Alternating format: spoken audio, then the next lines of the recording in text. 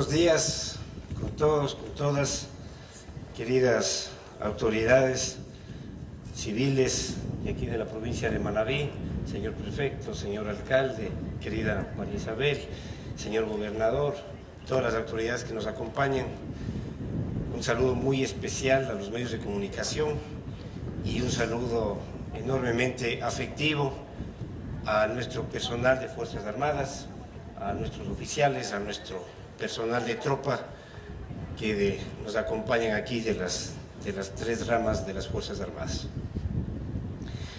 En nombre del presidente de la República, Lenín Moreno Garcés, quien me ha delegado estar acá, quiero en primer lugar dar un saludo efusivo a toda nuestra querida provincia de Manabí, a nuestro cantón Montecristi, como lo acaba de decir María Isabel, cuna de uno de los hombres más importantes, no solamente de esta tierra, sino de la historia de América Latina, de la historia ecuatoriana particularmente.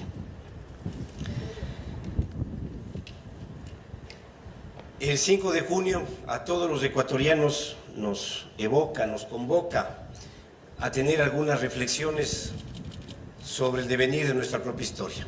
Siempre hay que mirar a la historia, a la parte de atrás de la historia, decían algunos conocedores de las ciencias sociales, para poder entender de dónde venimos, de dónde provenimos, como el fruto que tiene que mirar a la semilla y a la tierra para saber de dónde viene.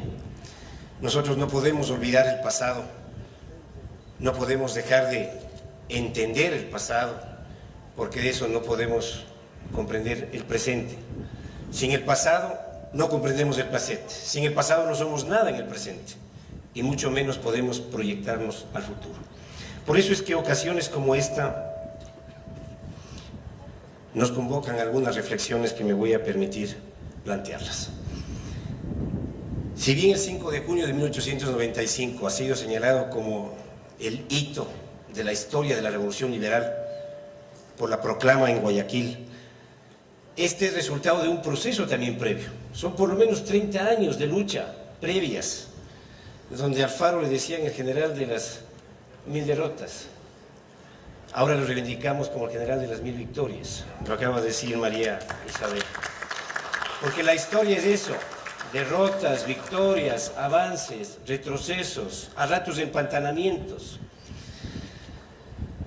Y fueron 30 años de lucha contra un régimen conservador, latifundista, concentrado sobre todo en los grandes latifundios de la sierra y en algunos latifundios de la costa, herederas en buena manera del militarismo extranjero.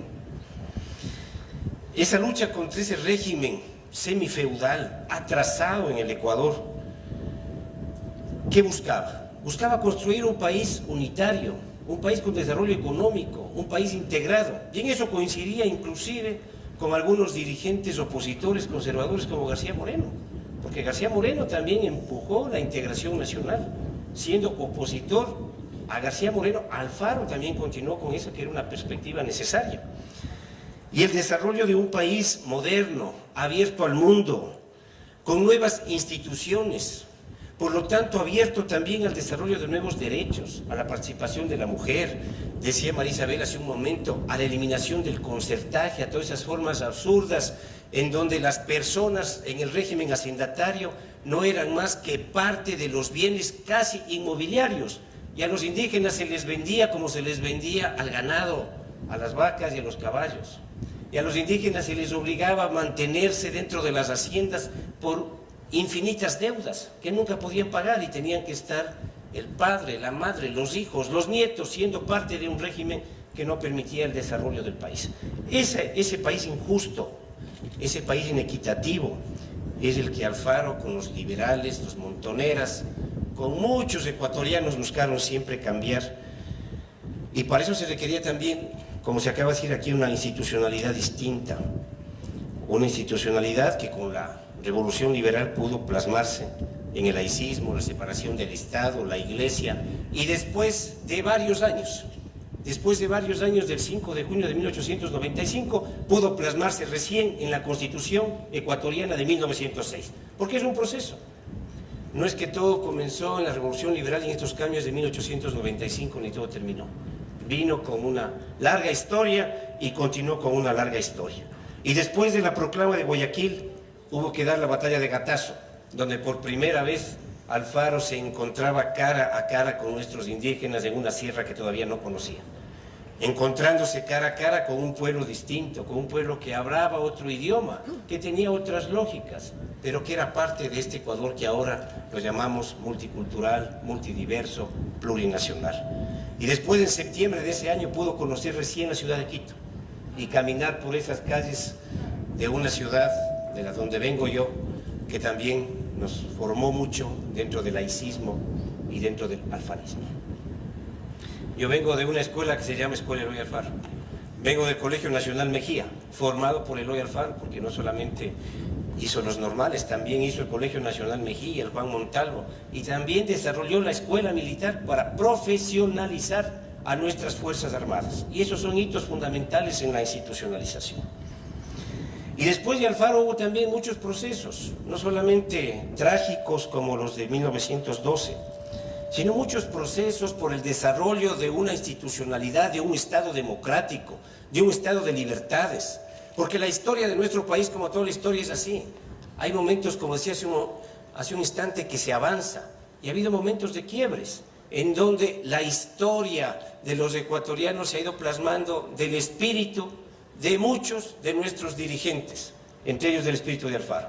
El espíritu de Alfaro estuvo en el 95, estuvo en la Constitución de 1906, pero también el espíritu de Alfaro estuvo después, en varios momentos de la historia.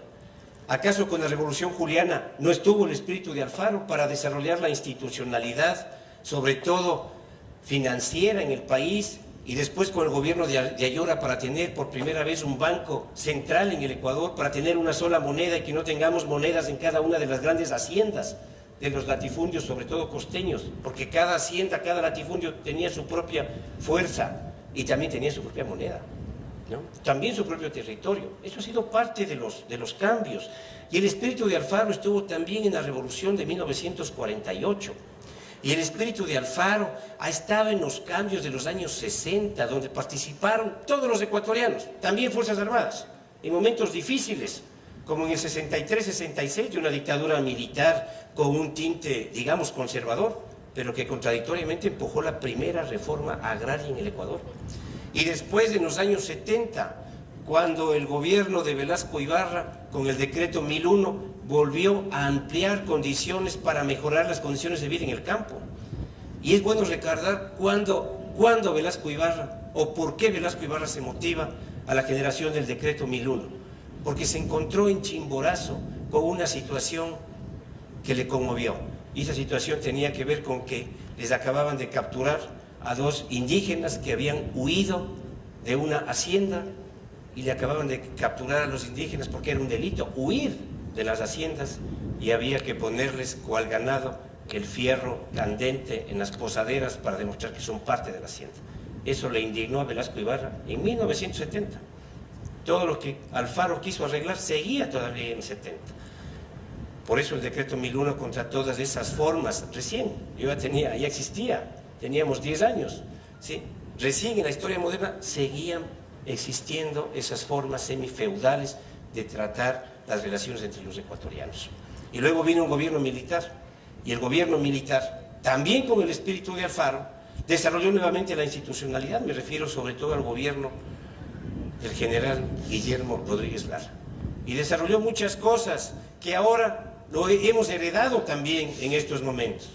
Desarrolló la institucionalidad militar, hizo la segunda reforma agraria, sobre todo en la costa, desarrolló las universidades, desarrolló la flota petrolera ecuatoriana y permitió que el Ecuador ingrese a la OPEP, desarrolló la flota gran colombiana, es decir, nacionalizó el petróleo, es decir, un paso gigante con el mismo espíritu de Alfaro de seguir construyendo un país democrático, un país de libertades, un país con plenas soberanías, un país con plenos ejercicios de una política que busque solidaridad, que busque equidad, que busque corregir las inequidades absurdas que durante muchísimos años, muchas décadas, seguimos heredando del régimen colonial.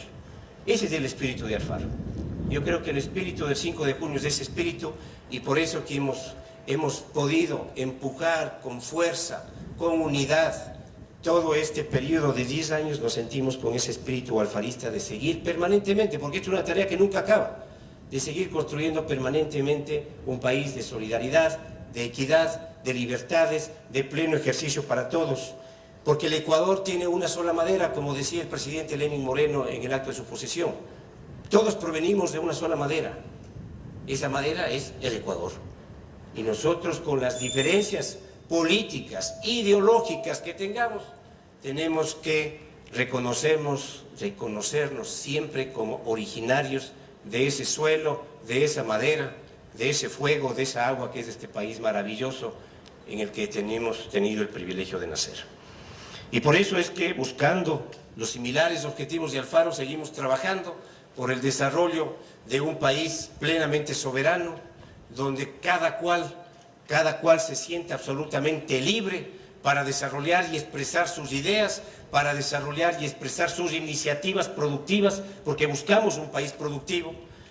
Se sienta absolutamente libre para participar en la política, para expresar sus opiniones, donde todos nos sintamos con la suficiente capacidad de expresar nuestras ideas, de debatir, de desarrollar la cultura del diálogo, del debate, y eso implica desarrollar la cultura de la tolerancia a las diferencias y desarrollar la cultura del respeto entre todos nosotros. Lo cual no significa arriar de ninguna manera las banderas de la lucha siempre por democracia, siempre por libertad, siempre por equidad y siempre con una clara opción de trabajar por los más pobres, por los marginados, por los más desposeídos, porque esa es la opción de un proceso histórico que busca un país con desarrollo productivo, con desarrollo social, pero que reconozca que también tenemos una enorme deuda histórica con los más pobres, con los marginados, con los más desposeídos. Y eso es lo que buscamos, siempre empujando el diálogo, el respeto, la producción, la institucionalización y la ética. Por eso es que para nosotros la lucha por la democracia y la libertad siempre irá de la mano con la lucha por la solidaridad, la equidad y la ética.